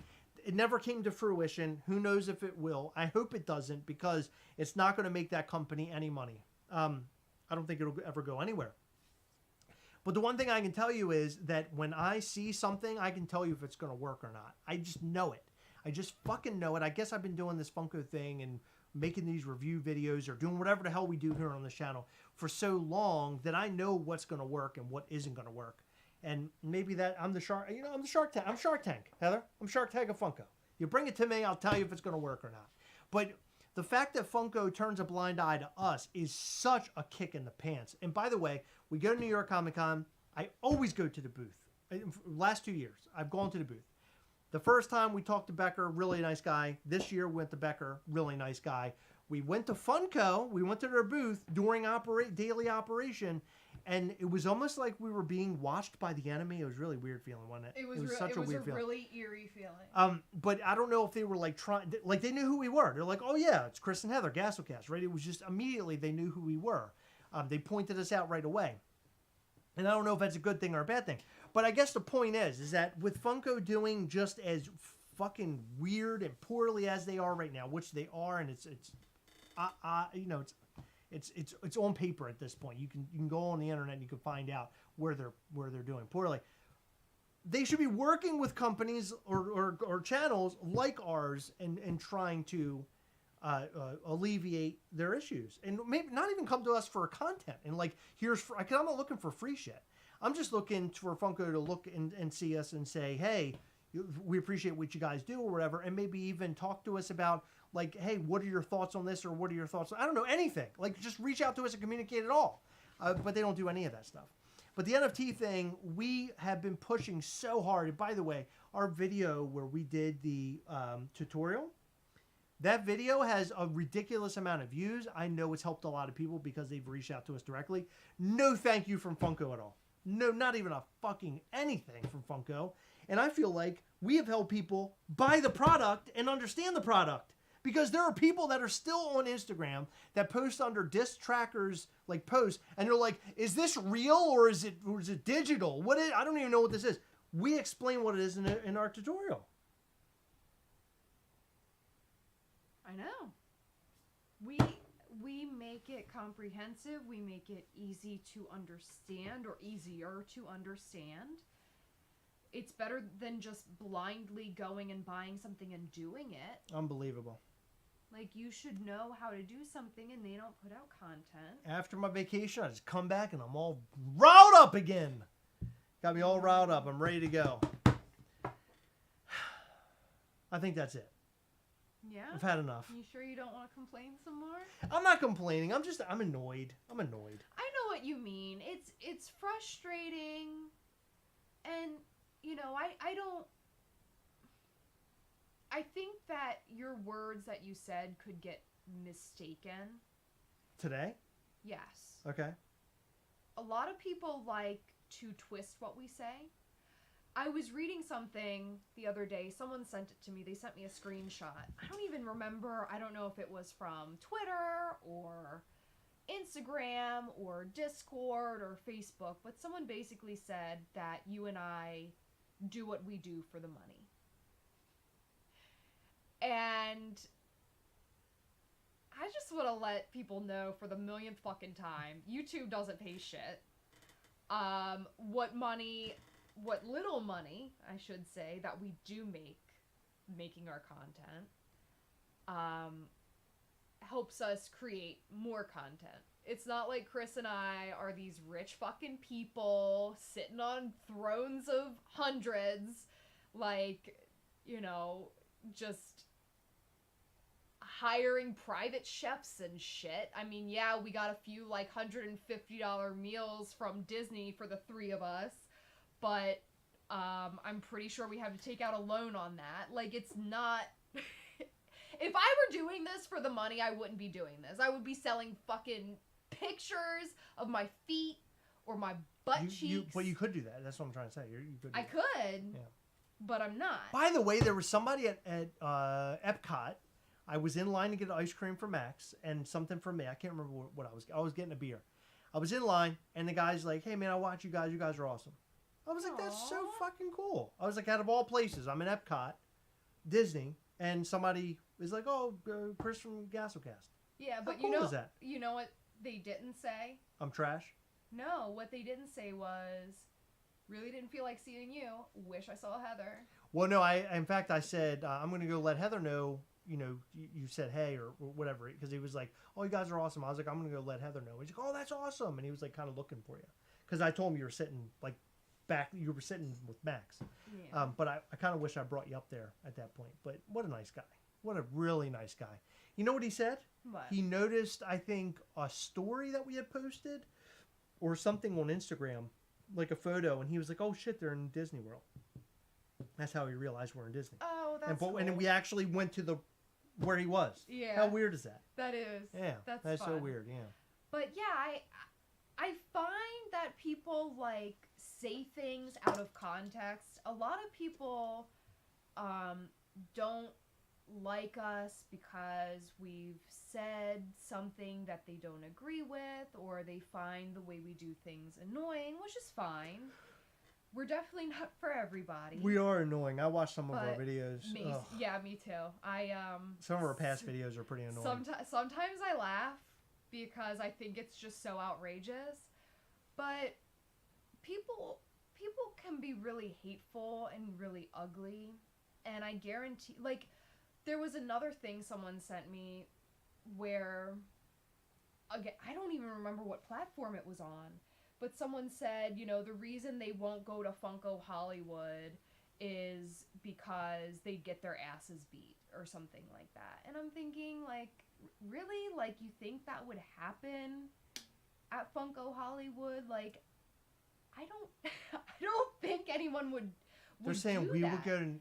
We won't go to the West Coast because someone would beat our ass. No, I won't go to the West Coast because I don't like airplanes. Yeah, like that's the fact of the matter. No, no one would scare me.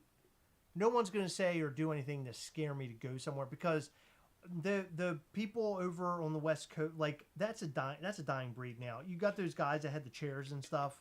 But that's not even like they were talking in like reference to them. Not those guys, but like themselves. Like they were basically saying, "I would fuck the Gastlecast up," and I'm like, you know, if someone gets so angry over what we do on YouTube, like what we do on YouTube, yes, it's partially us, but it's like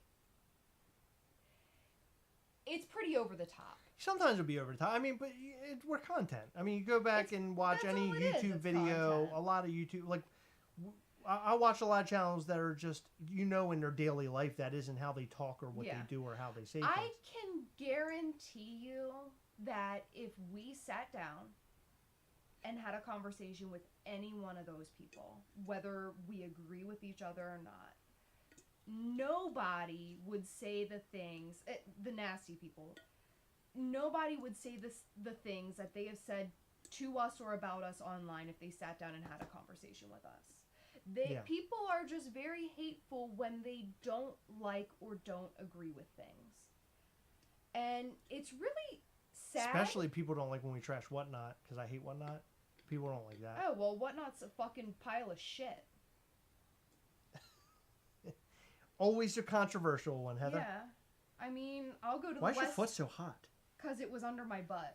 Oh, my God. I will go to the West Coast, and I will say it to their faces, and no one's going to beat me up. Because guess what? I don't deserve to be beat up. Can you imagine if we go there and we got beat up? Yeah. That would be so fun. That actually would be great. It would be great. That would be great. I mean, that would be perfect content, because it'd be like, oh, my God, we went to Funko Hollywood. The guys, they said they would beat us up, and they did. Guess what? We would post it on YouTube, and then we would say, hey, we're posting this because we want to make so much money right now. Right. Man, that would be good. Maybe we should go to Hollywood and see how that plays out. But yeah, I don't want people. This has all gone on too long. I don't want people taking you out of context, which they will if they come across this video. They can. I don't care. But I'm kind of past the taking me the wrong way thing. Let me finish, please. Yeah. I don't want someone thinking that we are just crybabies because, someone else got it and we didn't. It's more like, you know, we put a lot of work into this, and even though it's not always rainbows and sunshine about Funko, we do a lot of positive about Funko, whether, you know, our thumbnails tell that tale or not. Our least viewed videos are the positive ones. Exactly. Nobody likes the positive videos. Everybody likes the negative videos, which... I mean, that's why we keep bringing it, because we figure, you know, that's what you guys like. Well, no, it's not necessarily that. Well, not necessarily it's the that, topic. no. It's the topic. But, I mean, I could very easily unbox my favorite Funko Pops and show you, like, my favorite Pops of all time, but I'd rather talk about controversial things. I'd rather talk about the news. Fact of the matter is, we're not crying because somebody got it and I didn't. You know, we're not, like, spoiled kids. it's more like we spend so much time educating ourselves to educate others that it's frustrating not being recognized. Bingo. So that, I mean, that's what it is, right? Because we do this every single day. We bust our balls and our titties to do this, and I think that it. By the way, I'm the one with the titties.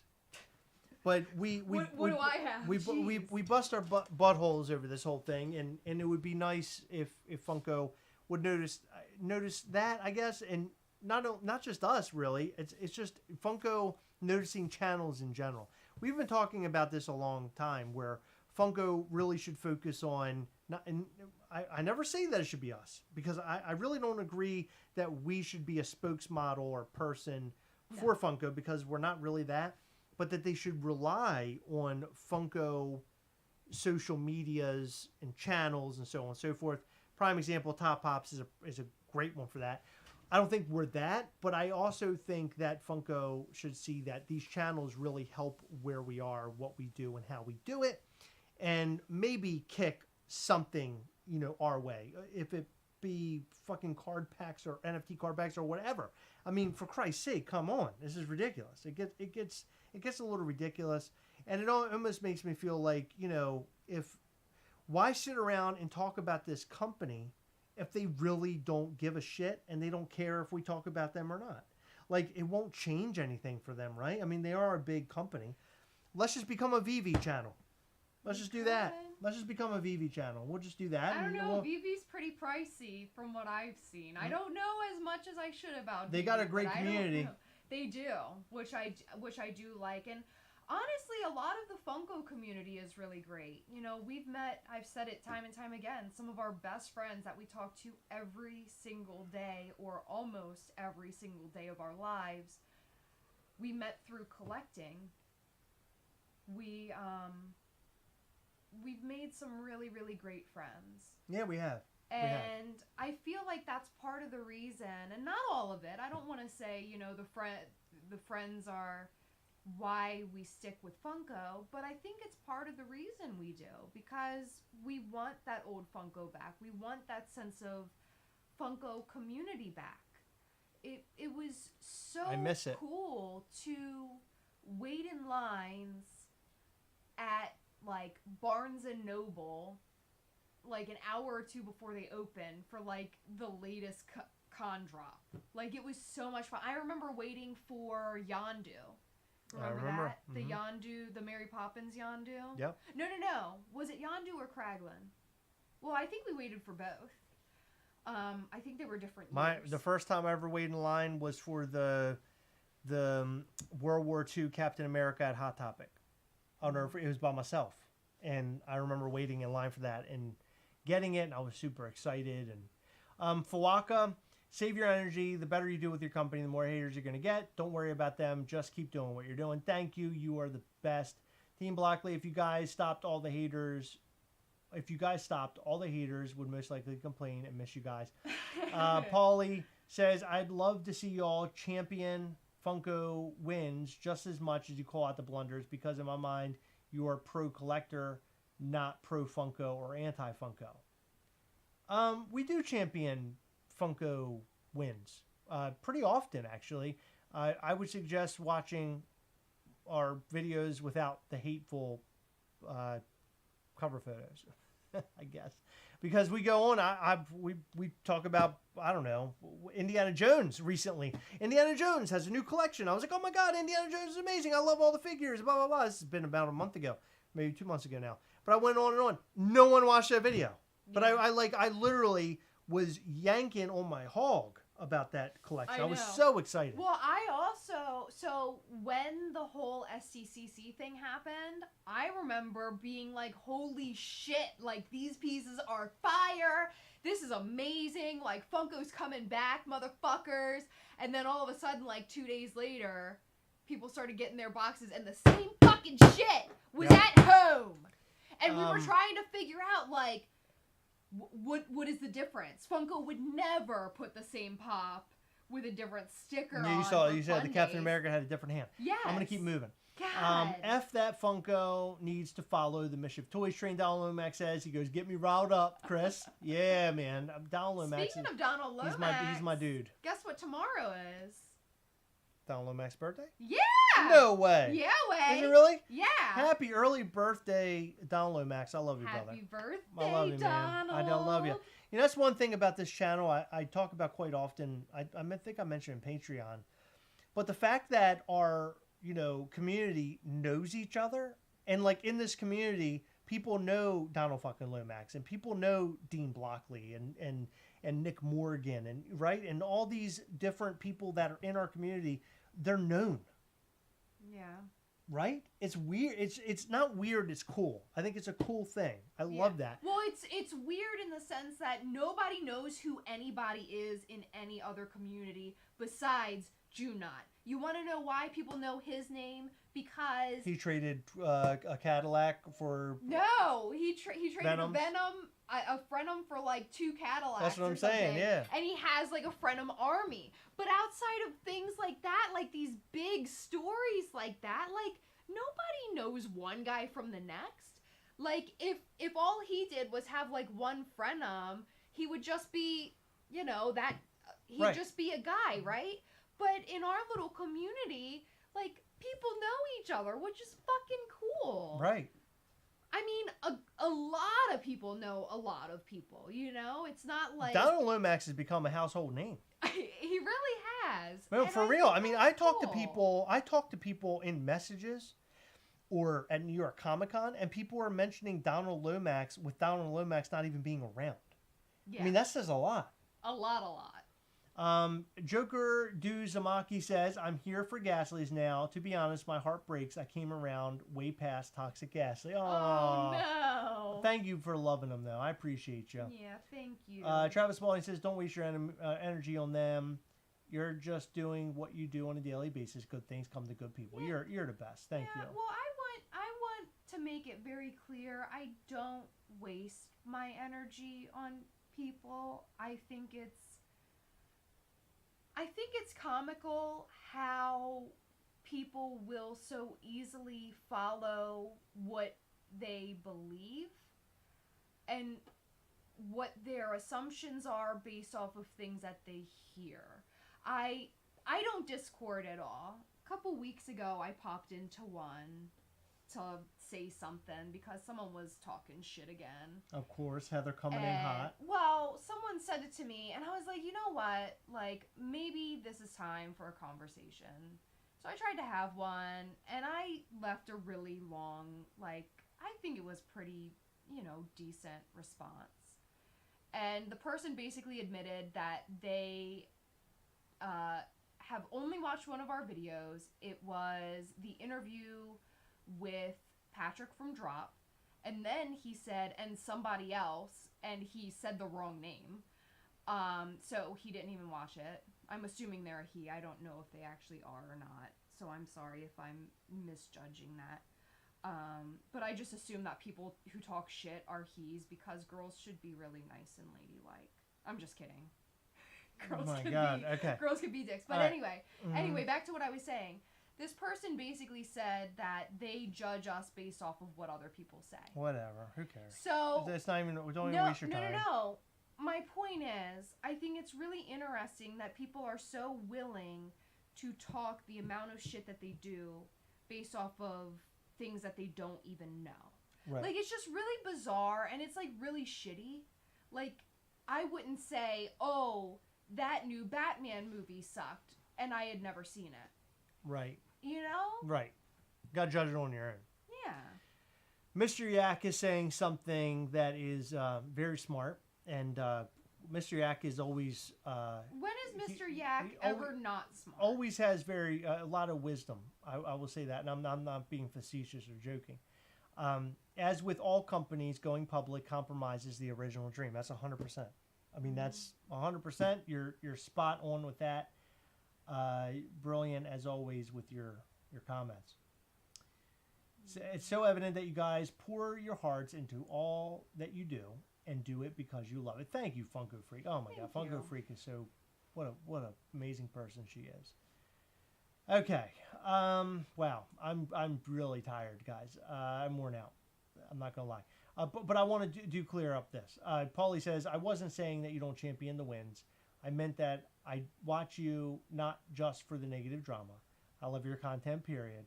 I just wish Funko had more wins. Thank you, Paul. Thank you, Paulie. We appreciate you. And I appreciate all your kind comments and everything else. It means a lot to us. All of your comments, all of your love, it means a lot to us. We appreciate you. We need a Krampus to Monster 100%. I would love to see that. Hold on. I have seen a lot of people asking for information on future drops. We will release information when we feel like it. I would say... Hold on. I don't want to give any information about anything until we are ready to do so. I will say that your best way of finding out the newest, latest, and greatest information, or finding out information before anybody else, is by joining our Patreon at patreon.com/Gastlecast. We like to show a lot of sneak peeks on there. Sometimes we show you things that we actually have in hand. A lot has happened there. I think the Monstro was shown there for the very first time. Yes. All sorts of stuff, actually. Pumpkin Gastly, I think, was shared there for the first time. That was shared like a year and a half ago. Yeah. So we share a lot of stuff there. So go and join. Sometimes we share it right here on our lives on Gastlecast Live on YouTube. And sometimes in our videos. If you haven't hit the subscribe button, the like button, or the little bell, please do so right now. We are going to scurry off because I'm so tired. Joanne Stewart, thank you. That's exactly what I wanted to say. Happy Thanksgiving to everybody. Sorry, Heather, go ahead. Thanksgiving. What was I saying? I don't know what I was You were yelling. saying. You were yelling about something. what? I have no idea what you're yelling. What did you say? I said we're going to scurry off. Oh, we still haven't finished Big Brother. We had the last 30 minutes, so hopefully Chris stays awake so we can finish that. I'm hoping. I am I'm so dying. excited to see who wins. Me too. But thank you guys. Thank you for welcoming us back after our week-long, or actually like 9-day trip. 10-day trip. Yeah, we were gone for quite a while. Super stoked at this upcoming week with Thanksgiving. Happy Thanksgiving to everybody. Black Friday drop will happen. I'm not going to tell you what it is. I'm not going to tell you when it is. I'm not telling you anything. All I'm going to say is make sure you stick around to mischieftoys.com on Black Friday to find out what the drop is. We will send out an email letting you know something is going to happen with a big old question mark. No, I think that more needs to be said about it. It's very. I don't think much is going to happen. It is incredibly important that more is said about it. You don't know all the information that I know in my head right now, but we'll get to that. Heather and I will discuss behind the scenes. Yes, thank you guys. We love you. Be good to each other all week. Happy Thanksgiving to you. We'll be back next Thursday for not next Thursday. That shows you how tired I am. Next Sunday for yet another live. Patrons, we'll see you on Saturday at 9 p.m. Eastern. Remember, it'll start at 8 p.m. Eastern, where you can hang out with fellow patrons and chill out. Okay, that's it. We love you guys. Thank you, thank you, thank you. We will see you next time. Bye.